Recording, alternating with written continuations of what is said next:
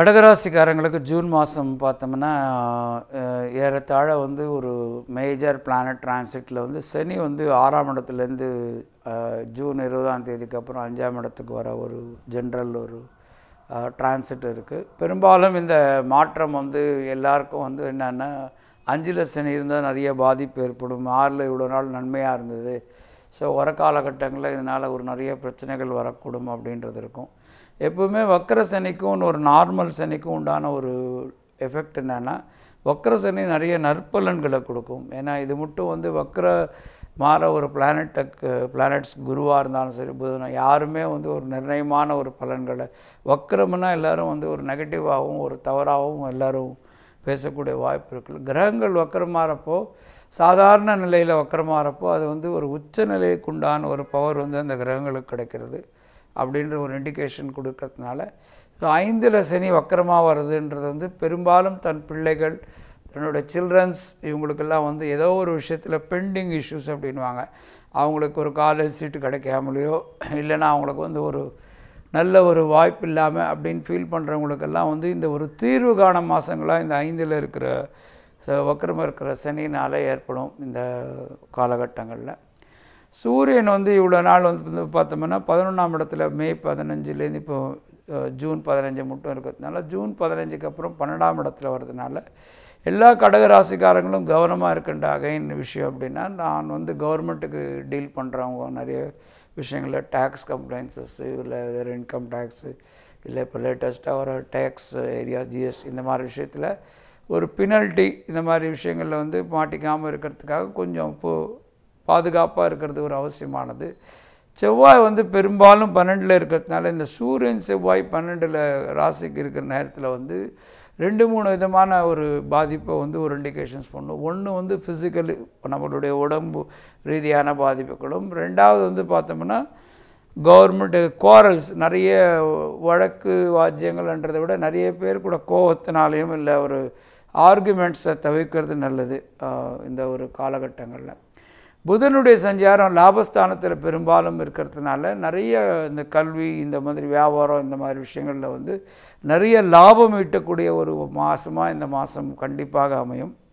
So சுக்கிரனும் வந்து 10ஆம் இடத்துல இருக்கிறதுனால வந்து ஒரு சில பேருக்கு வந்து தன் வைஃபுக்காக ஏதாவது ஒரு செலவு பண்ணுறதோ ஏதாவது இருக்கும். சில கடகராசிக்காரங்களுக்கு நல்ல ஜாதகம் இருக்கிறவங்களுக்கு வந்து பார்த்தோம்னா இந்த காலகட்டங்களில் வீடு, இந்த மாதிரி விஷயங்களில் கன்ஸ்ட்ரக்ஷன் பண்ணுறதோ, இல்லை ஒரு இன்டீரியர் டெக்கரேஷனுக்காக செலவு பண்ணுறதோ அதுவும் நடக்க நிறையா பேருக்கு வாய்ப்பு இருக்குது.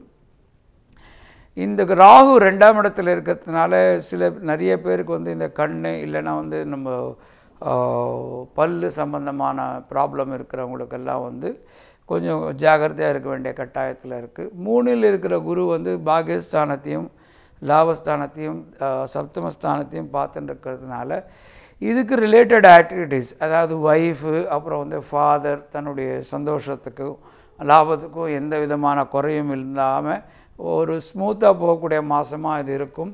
இருந்தாலும் அந்த சூரியன் செவ்வாய் 12ல் இருக்கிற ஒரு காலம், 2ல் ராகு இருக்கிறதுனால கொஞ்சம் வந்து ஜாகிரதையாக செயல்பட வேண்டிய ஒரு காலகட்டமாக இது எல்லா கடகராசிக்காரங்களும் வந்து இருக்கணும்.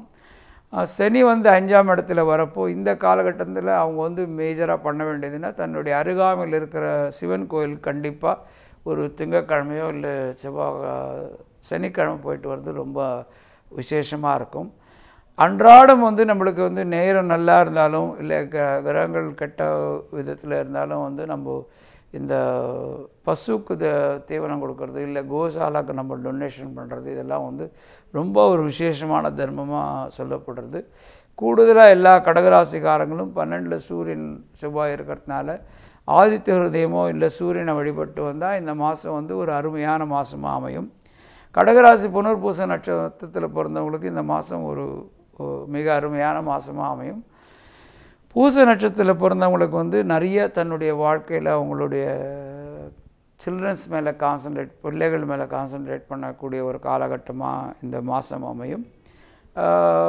ஆயில்ய நட்சத்திரத்தில் பிறந்தவங்களுக்கு நிறைய பேருக்கு வந்து இந்த மாதம் வந்து மிகப்பெரிய விஷயங்களை எடுத்து சாதிக்கக்கூடிய ஒரு காலகட்டமாக இருக்கும். பொறுப்புகள் அதிகமாகக்கூடிய ஒரு சூழ்நிலை ஏற்படும். கேத்து வந்து இந்த கடகராசிக்காரங்களுக்கு வந்து பாகியஸ்தானத்தில் 8ஆம் இடத்துல இருக்கிற இந்த காலகட்டத்தில் வந்து நிறைய பேருக்கு எங்கேயோ இல்லாத ஒரு பயம், தீவிரமான ஒரு பயமும் இருக்கக்கூடிய வாய்ப்பு இருக்குது. ஸோ அந்த பயத்தை கூட போக்குறதுக்கு தான் நம்ம வந்து இந்த ஆதித்ய ஹிருதயம் படிக்க சொல்கிறதோ, இல்லை கண்டிப்பாக ஒரு திங்கள் சனி இந்த நேரத்தில் வந்து சிவன் கோயிலுக்கு போயிட்டு வர்றது வந்து நன்மையாக இருக்கும்னு சொல்கிறோம்.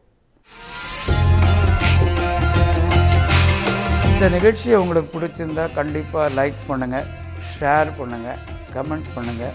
பக்கா டிவியை கண்டிப்பாக சப்ஸ்கிரைப் பண்ணுங்கள்.